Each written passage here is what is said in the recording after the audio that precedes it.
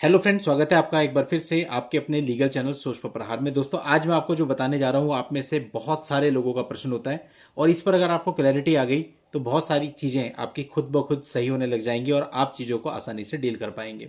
हम बात कर रहे हैं आज मेंटेनेंस केस की। मेंटेनेंस केस में कई बार ऐसा होता है कि मेंटेनेंस केस का आपको पता होता है फिर भी आप नहीं जाते और एक्सपर्टी ऑर्डर हो जाता है। एक कंडीशन ये होती है। एक कंडीशन ये होती है कि आपको पता ही नहीं चल पाता और इसलिए एक्सपर्टी ऑर्डर हो जाता है। और कई बार ऐसा होता है आप जाते हैं लेकिन फिर भी ऑर्डर हो जाता है, क्योंकि आपने देखा होगा मेंटेनेंस केस आप कितना ही फाइट कर लें, मैक्सिमम कंडीशंस में आखिरी में कुछ ना कुछ अमाउंट बांध दी जाती है कि पर मंथ आपका इतना है। अब एक तो होता है कि इस केस को आपने बहुत ही बेहतरीन तरीके से लड़ा।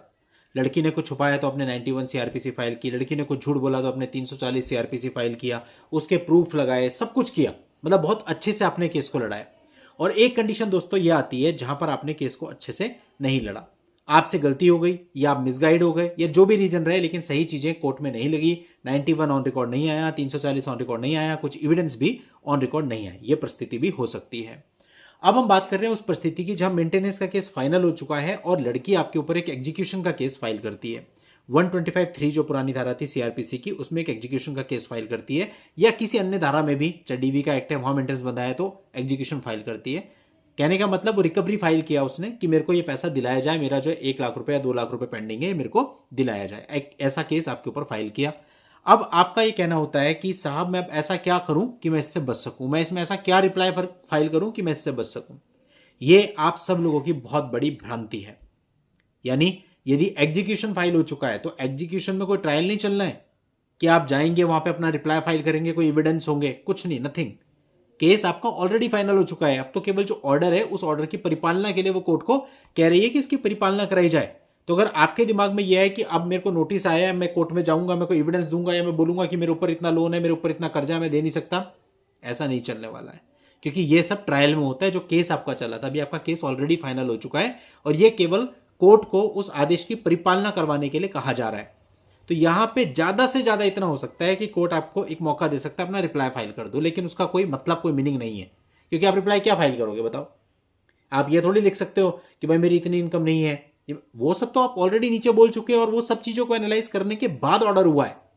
आप तो अब ज्यादा ज्यादा एक कह सकते हो कि मैं जो है इतना पूरा एक साथ देने में सक्षम नहीं हूं, मैं ऐसे ऐसे करके दूंगा। एक इंस्टॉलमेंट प्लान अपना बता सकते हो कोर्ट को, लेकिन कोर्ट उसको माने या ना माने वो कोर्ट के हाथ में। कोर्ट ये भी कह सकता है पूरा पैसा एक साथ दीजिए, कोर्ट ये भी कह सकता है कि 50-50% करके 2 बार में दीजिए, कोर्ट ये भी कह सकता है कि 3 बार में दीजिए। अब ये पूरे तरह से कोर्ट के डिस्क्रिप्शन पे है, क्योंकि ऑलरेडी आपका केस फाइनल हो चुका है, अब केवल उसकी परिपालना करवाई जा रही है।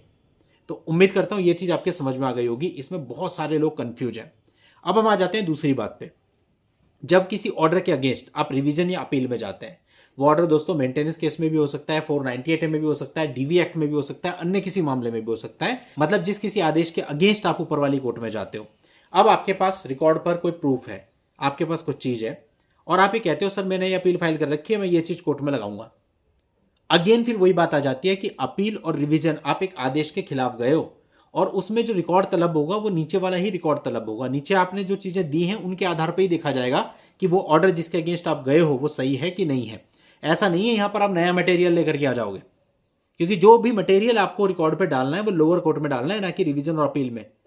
वो रिवीजन और अपील का क्षेत्राधिकार नहीं है। रिवीजन और अपील में तो केवल ये देखा जाना है कि नीचे वाली कोर्ट ने जो ऑर्डर किया है तथ्यों के आधार पर वो ऑर्डर सही है कि नहीं है। तो यानी जो आपके एविडेंस हैं, जो कुछ भी है, वो सब आपको नीचे ट्रायल कोर्ट में फाइल करना है। अगर आपने ट्रायल कोर्ट में कुछ फाइल नहीं किया हुआ है, गलतियां की हुई हैं और आप सोचते हो गलती मैं अपील में सुधार लूंगा, तो ये आपकी भूल है। ऐसा नहीं है। अपील में सिर्फ इतना होता है कि आपने अपील डाली, उन्होंने जवाब दिया, उसके बाद सीधा आर्ग्यूमेंट्स होंगे, वहां पे कोई ट्रायल नहीं चलेगा। ये भी बहुत सारे लोगों की ऐसे क्वेश्चंस होते हैं, ऐसी क्वेरीज होती हैं कि साहब मैंने अपील फाइल करी और मेरे पास तो ये सबूत है, वो सबूत। जो सबूत आपके पास है, क्वेश्चन ये आता है अपने आप से पूछिए आप कि क्या ये सारे सबूत अपने नीचे लोअर कोर्ट की फाइल में लगाए हैं या नहीं लगाए हैं। अगर लगाए हैं फिर तो ठीक है, फिर तो आप उसके बेसिस पे यहां आर्ग्यूमेंट कर सकते हैं। लेकिन अगर वो सबूत अपने नीचे नहीं लगाए, या 91 सीआरपीसी की एप्लीकेशन अपने नीचे नहीं लगाई, 340 सीआरपीसी की एप्लीकेशन नीचे नहीं लगाई, तो कई सारे लोग सोचते हैं ये एप्लीकेशन में आप सेशन कोर्ट में लगा लूंगा या हाई कोर्ट में लगा लूंगा। ऐसा बिल्कुल भी नहीं है। वहां कोई ट्रायल नहीं चला रही है वो कोर्ट आपका, वो केवल एक आदेश की शुद्धता की जांच कर रही है कि वो जो आदेश है वो सही हुआ है या गलत हुआ है। That's it. इससे बाहर उसको नहीं जाना है, वही उसका क्षेत्राधिकार है। तो आपको इस बात को समझ के चलना है। तो आपको जो आपके केसेज होते हैं वो शुरुआत से ही अच्छे से लड़ने पड़ेंगे। अगर आप शुरुआत से अच्छे नहीं लड़ते, आप गलतियां कर देते हो, मिसगाइड हो जाते हो, मटेरियल रिकॉर्ड पे नहीं लाते हो और बाद में सोचते हो मैं अपील या रिवीजन में ऐसा करूंगा, तो ऐसा नहीं होने वाला है। आपको लोअर कोर्ट के रिकॉर्ड पे ही सारे तथ्यों को लेकर के आना पड़ेगा, तभी आपको राहत ऊपर वाली कोर्ट में भी मिल सकती है। तो दोस्तों मैं उम्मीद करता हूं कि जो दो मुख्य बातें मैंने आपको बताई आज के इस वीडियो में, एक तो एग्जीक्यूशन के बारे में मैंने आपको क्लियर किया और दूसरा अपील या रिवीजन के बारे में क्लियर किया, इसको लेकर आपके मन की सारी भ्रांतियां दूर हो गई होंगी और सही बात क्या है वो जानकारी आपको मिल गई होगी। चलिए दोस्तों, आज के इस वीडियो में इतना ही। नेक्स्ट वीडियो में नई जानकारी के साथ मैं आपसे फिर मिलता हूं। तब तक के लिए good bye and thank you for watching. Take care.